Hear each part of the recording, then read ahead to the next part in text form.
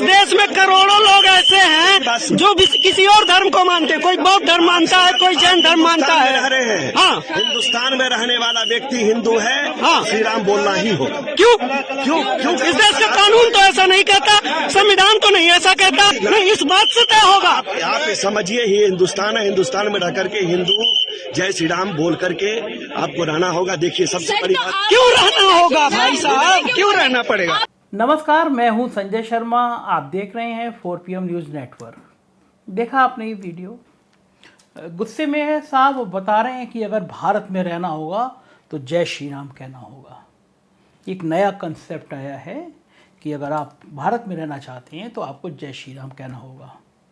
अब वो मुझे पता नहीं था, मुझे लगा कि ऐसा कोई संविधान में होगा कि अगर आप भारत में रहेंगे तो आपको जय श्री राम कहना पड़ेगा। तो फिर मैंने कल वो बाबा साहब की काफ़ी सारी किताबें तलाशी अपनी अलमारी में से, और भारत का संविधान एक किताब उनकी निकली, और फिर मैंने इंडियन कॉन्स्टिट्यूशन पढ़ा।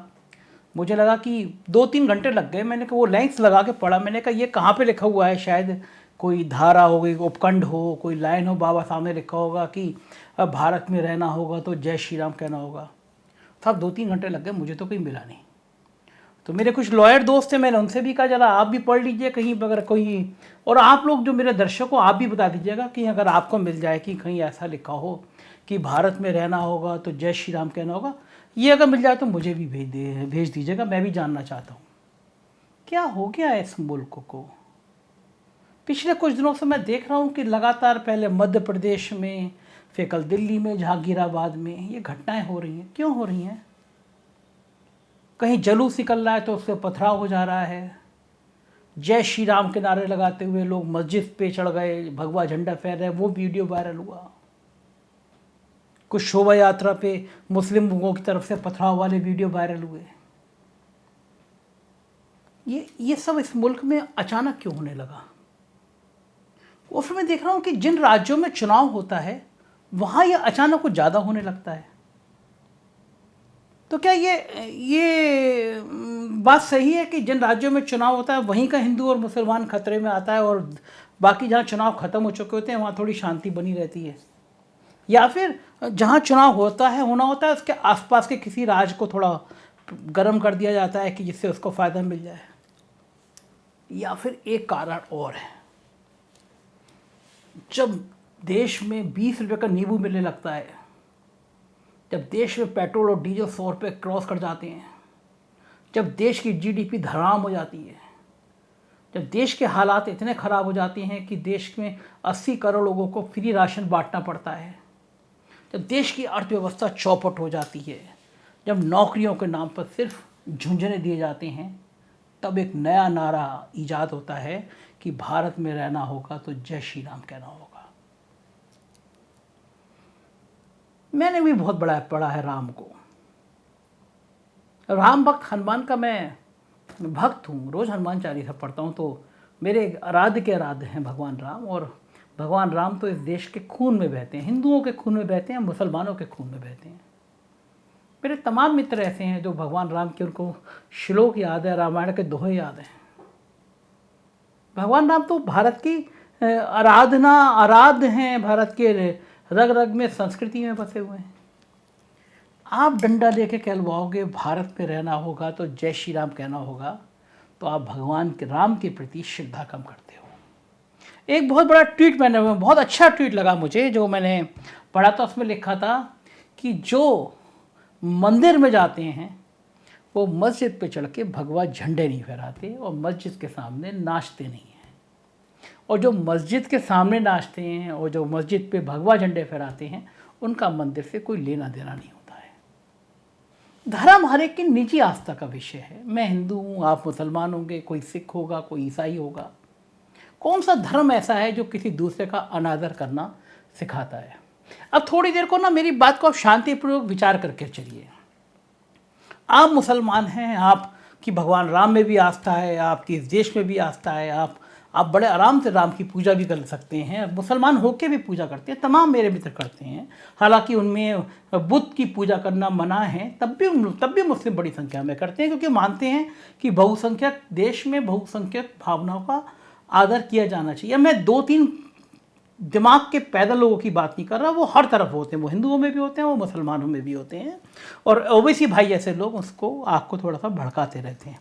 और इधर इधर इधर भी कुछ कम नहीं है, जैसे सीतापुर का एक मानसिक विकृत गेरू वस्ताना व्यक्ति एक समुदाय विशेष की महिलाओं की बलात्कार करने की बात करता है।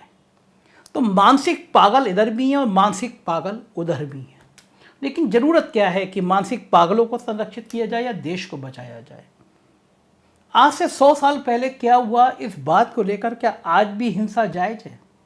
हम जान रहे थे हमारे आसपास 5-6 मित्रों का फैमिली का ग्रुप बना हुआ है, सबके बच्चे बड़े हैं, नौजवान हैं, सब कोई इंजीनियर है, कोई डॉक्टरी की पढ़ाई कर रहा है। उस ग्रुप में एक मित्र ने पोस्ट डाली कि थाईलैंड में इतने मंदिर हैं, थाईलैंड में इतनी सड़कें हैं जिसमें भगवान राम का नाम लिख दिया गया, और हमारे भारत में कोई सड़क शाहजहाँ है, कोई अकबर रोड है, और देखिए हम भगवान श्री राम के नाम पे नहीं कर सकते। तो मैं आपको ये बात सैंपल के तौर पे बता रहा हूँ।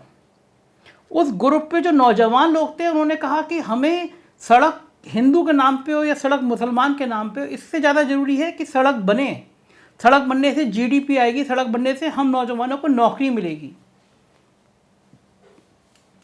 एक हम लोगों को में बच्चों में एक बच्चे ने लिखा कि अगर हिंदू कहे कि हिंदू किसी से कमज़ोर नहीं है, ठीक से रही है, तो वो भी गलत है। कोई मुसलमान कहे कि मुसलमान किसी से कमज़ोर नहीं है, वो भी ठीक से रही है।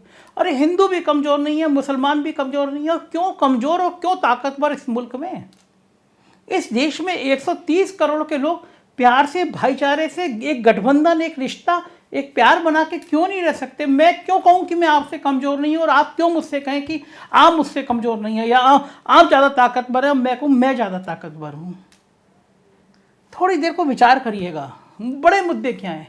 बड़ा मुद्दा देश बचाना है, बड़ा मुद्दा देश की जीडीपी को बचाना है, बड़ा मुद्दा ये बचाना है कि हमारी जो नई पीढ़ी तैयार हो रही है इसको नौकरियां कैसे मिलेंगी। जो कारोबार के इंडेक्स में हम लगातार गिरते चले जा रहे हैं उसका क्या होगा? हमारे निवेश का क्या होगा? हमारा रुपया लगातार गिर रहा है, उसका क्या होगा? डीजल और पेट्रोल की कीमतों ने बर्बाद कर दिया, उसका क्या होगा? आप थोड़ी देर सोचिए। सिलेंडर 5 रुपए महंगा होता था तो लोग सिलेंडर लेकर सड़कों पर आ जाते थे। पेट्रोल 25 पैसे 50 पैसे महंगा हो जाता था तो कांग्रेस हाय हाय करके सड़कें भर जाती थी। अब पेट्रोल 100 रुपये क्रॉस होता है और आपको सिखाया जाता है कि राष्ट्रवाद के नाम पर आपको इतना सहना होगा।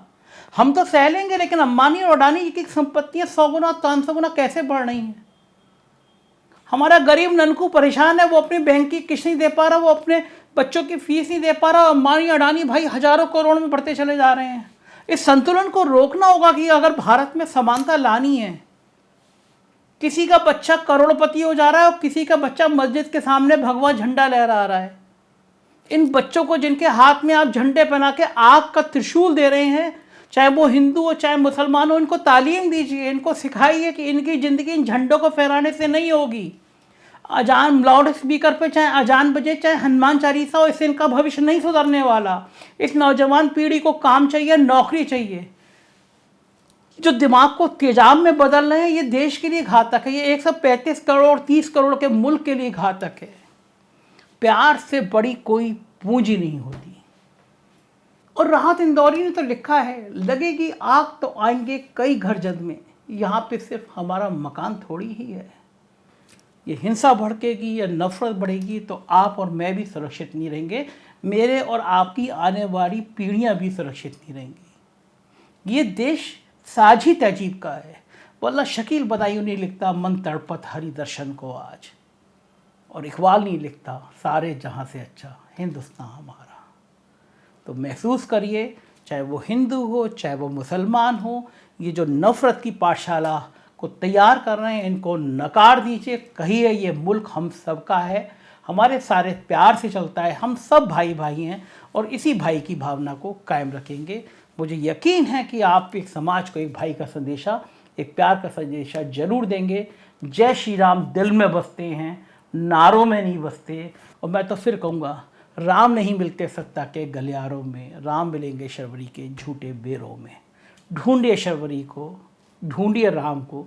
राम हिंसा का नहीं, राम प्यार का नाम है, राम दुलार का नाम है, राम शांति का नाम है, राम मर्यादा का नाम है।